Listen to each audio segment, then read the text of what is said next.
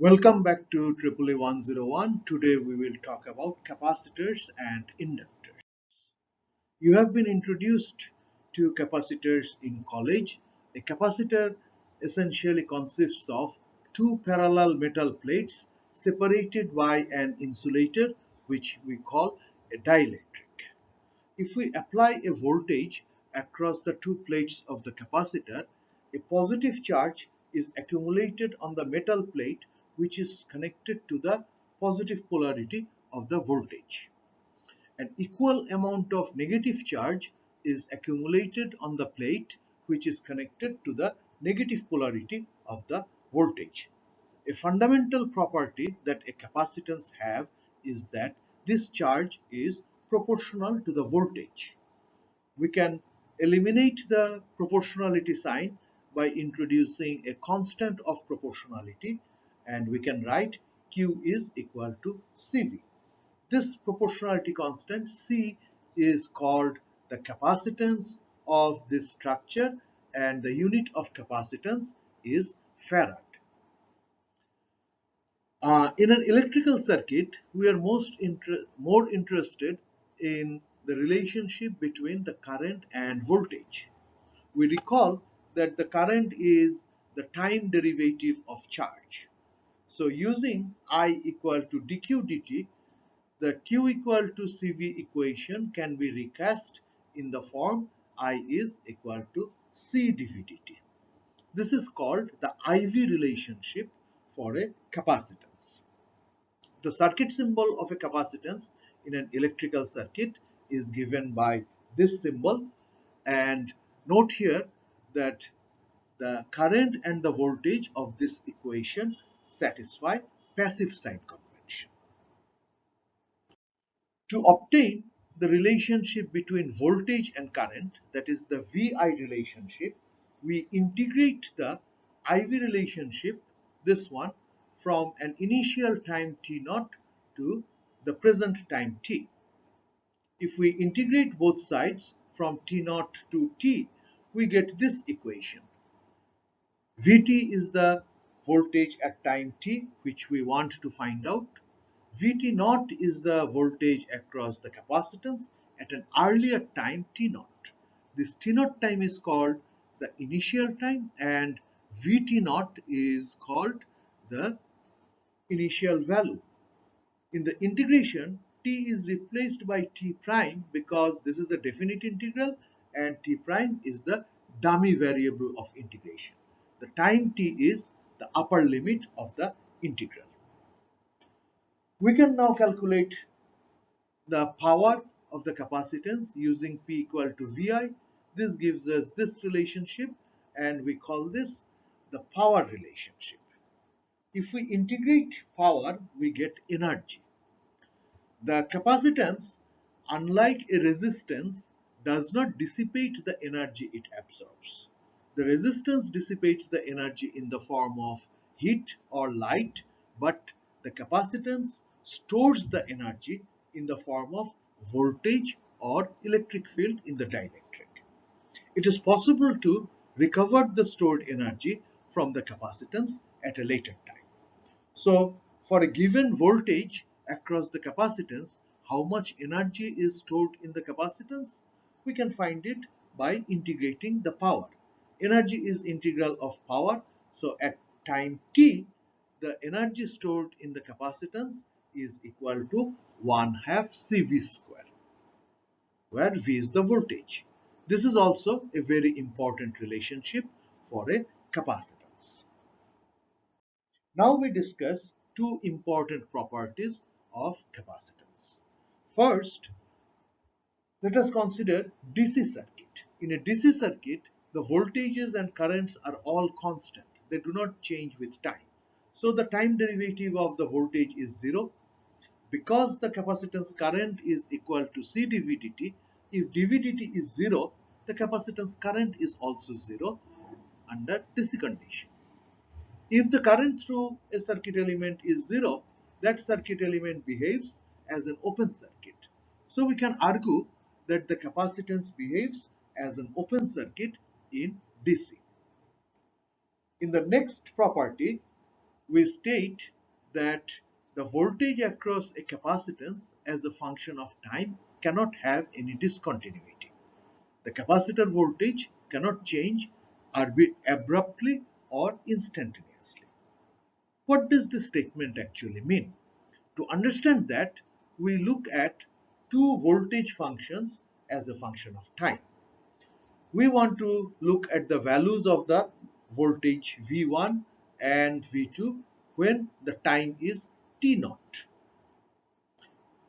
If we look at the value of V1 at time t naught, we see that if we approach t naught time from the left, or if we approach t naught time from the right, for V1 at t equal to t naught, we get the same value.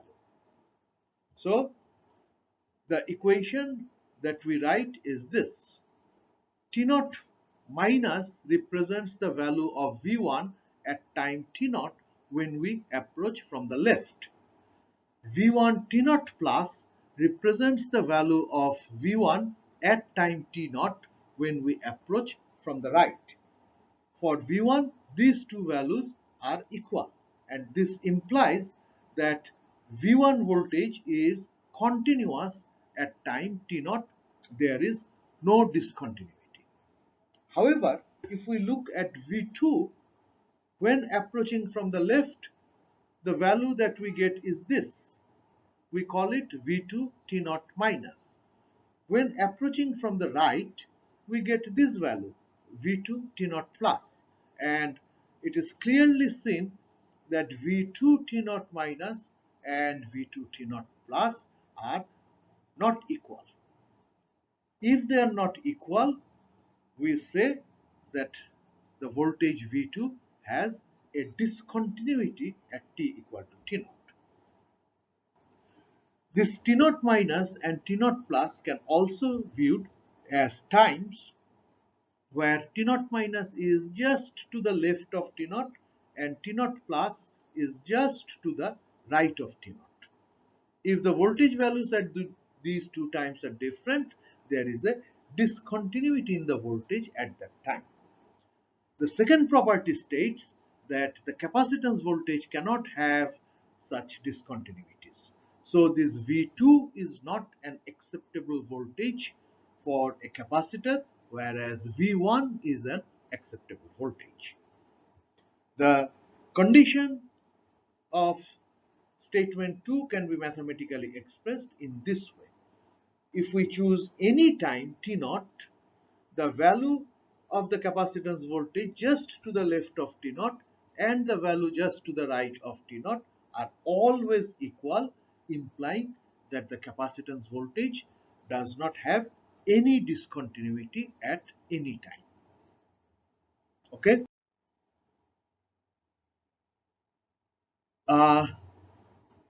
We have already mentioned that the capacitance stores the energy it absorbs. And it is possible to extract the stored energy from the capacitance and let the capacitance supply electrical energy at a later time. However, the amount of energy that the capacitor can supply is only equal to the amount what was initially stored in the capacitor. C cannot generate any electrical energy, unlike a generator. For this reason, even though the capacitance can supply energy, it is not called a source. Rather, it is considered as a passive element like a resistance. If we consider the storage and supply of energy in electrical form, the capacitance behavior is somewhat similar to the behavior of a rechargeable battery. Both stores energy and supplies energy. However, a battery and a capacitance are not the same. The battery stores the energy in chemical form, whereas the capacitor stores the energy in the form of voltage or electric field. In electrical engineering, capacitors are widely used as energy storage elements. Now let's look at a simple problem. We have a 5 farad capacitance whose voltage is given by this equation. We want to determine the capacitance current. We also want to find out the energy which is stored in the capacitor at 0.25 seconds. Voltage is given, we want to find the current, so we use I equal to C dV/dt relationship. If the capacitance is in farad, the voltage is in volts, and time is in seconds, the unit of current will be in ampere. Using the product rule, we can differentiate this function easily, and finally we get that this is the current flowing through the capacitor corresponding to this voltage. Now to find the energy at 0.25 seconds, we need the voltage at 0.25 seconds. To calculate that, we simply put t equal to 0.5 seconds in this equation. That gives us at 2.5 seconds, the capacitance voltage is 0.236 volts, and the energy stored in the capacitance at that time is equal to 0.139 joules. Okay, so this ends our discussion as on the basic properties of capacitance in an electrical circuit. Now let's talk about inductors. Inductor or an inductance is the property and inductor is the name of the circuit element. An inductor is a coil of a conducting wire around a core material. The core material is typically magnetic, but it can also be non-magnetic, such as the air. In this structure, we have n turns of the wire around the core, and the length of the coil is L, and the cross-sectional area of the core is A. If a current flows through this coil, a magnetic flux will be produced in the core, whose direction we can find out using the thumb rule. This magnetic flux, which is produced by the current by observation, is proportional to the current. Phi is proportional to the current. This is one of the most important properties of the inductor. We can get rid of the proportionality sign by introducing a proportionality constant, and we can write this equation. Instead of phi, I write n phi here, and n phi is equal to excuse me, n phi is equal to Li, where L, the proportionality constant, is called inductance, whose unit is Henry. In an electrical circuit, we are more interested in the relationship between voltage and current. For that, we recall Faraday's law, which relates the voltage with the time derivative of magnetic flux. Differentiating both sides of this equation, we obtain V is equal to L di dt. We call this relationship VI relationship. The circuit symbol of an inductance is given here. Again, we see that the voltage and the current of this relationship satisfy passive sign convention. Okay, now to find the other relationship of the inductor, such as IV relationship, power relationship, energy relationship, we can take two different approaches. We can derive each relationship going through the mathematical processes as we did for the capacitor, or we can do mapping. Let's apply the mapping technique because it is quite interesting. This is the IV relationship of the capacitance, and this one is the VI relationship of the inductance. If we look at the mathematical structure of these two equations, these are identical. Both are of the form of y equal to k dx dt. Here y and x are functions of time and k is a constant. Okay, so how do we map y equal to k dx dt for the capacitance or for the inductance? By using this table. For a capacitance, K is equal to C, Y is equal to I, X is equal to V. For an inductance, K is L, Y is V, and X is I.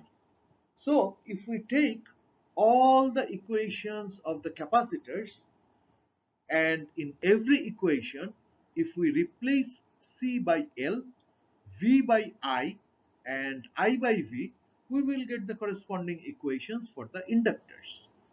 It is not necessary to derive these equations independently again. Okay, so if we do that, these are the equations we get for the inductor. The right column are the equations for the inductor, which have been obtained by mapping the corresponding equations of the capacitor given in the left column. The first one is the VI relationship, the second one is the IV relationship, the third one is the power relationship, and the last one is the energy relationship. Okay, we now talk about the two important properties for inductance. Remember, we already know about the important properties of capacitance. In DC, a capacitance was behaving as an open circuit because the current through the capacitance was zero. If we look at the inductance using the mapping, we can argue that the voltage across the capacitance is, the voltage across the inductance is zero, and the inductance behaves as a short circuit. So in DC, the inductance behaves as a short circuit, which is the first property. In the second property of the capacitance, we discussed that the capacitance voltage cannot have any discontinuity. This is a continuous function of time. For inductance, using the mapping, we say that the current through the inductance cannot have any discontinuity. The inductor current is a continuous function of time. That implies that at any time t0, the inductor current just before t0, which is t0 minus, is equal to the inductor current just after t0, which is t0 plus. And this relationship holds for all possible values of t0. We show here two graphical representations of current. In the figure A, the current is a continuous function of time. There is no discontinuity. So this type of current is allowed through an inductor. But in graph B, the current has two discontinuities. This is a discontinuity and there is another discontinuity.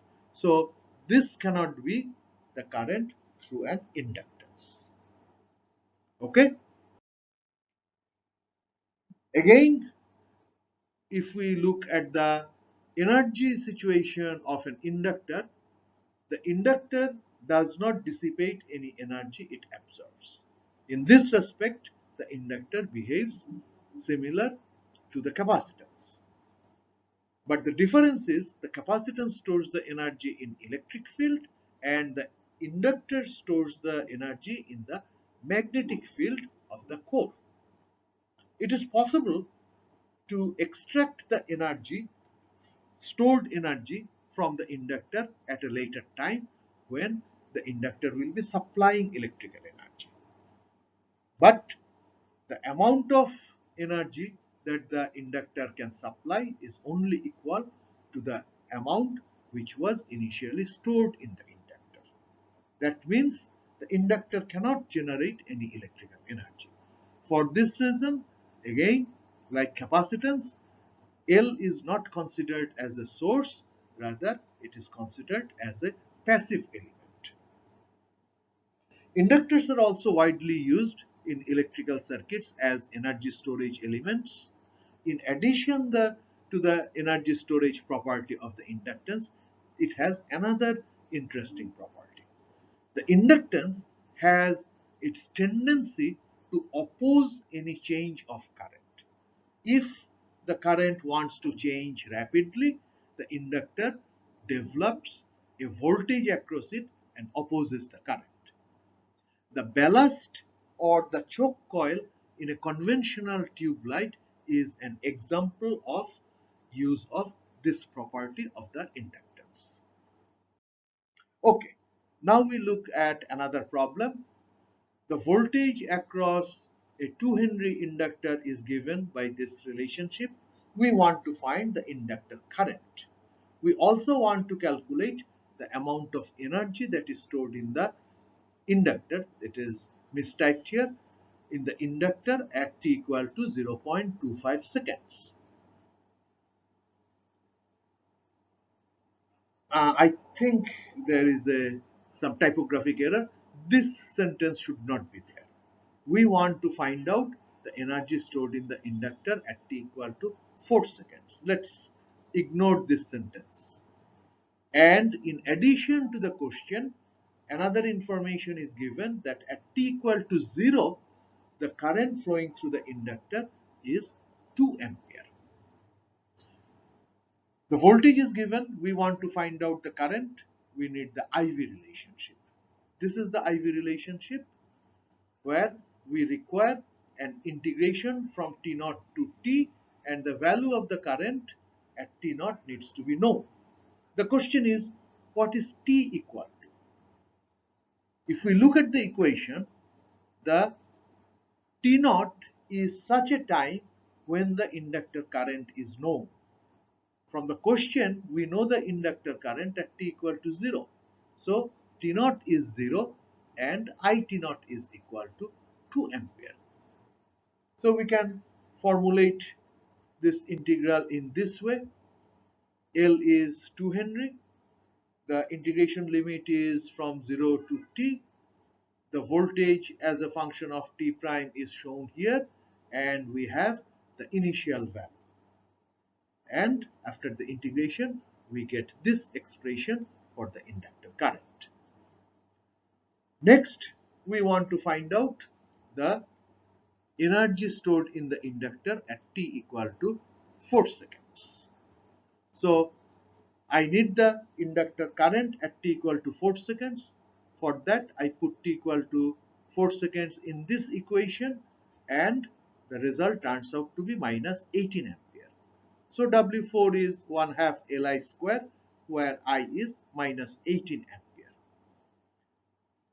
If we do the calculations, we get that at 4 seconds, the energy stored is equal to 324 joule. That's all in this lecture. Thank you.